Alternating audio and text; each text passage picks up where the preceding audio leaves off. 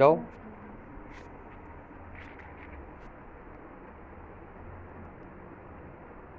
স্টপারের চারিদিকটা দেখে নেবে কিভাবে।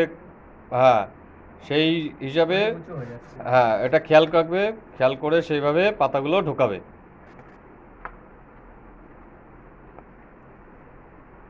যাতে স্টপারের বাইরে না বেরিয়ে যায়।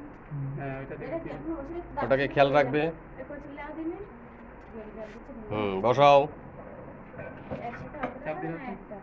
হ্যাঁ, আবার কোনো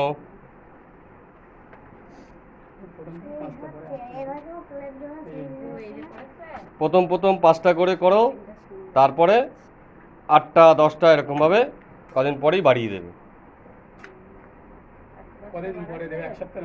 হ্যাঁ, হাতের উপর নির্ভর করবে, এটা হাত রানিং যত হবে সেট হবে।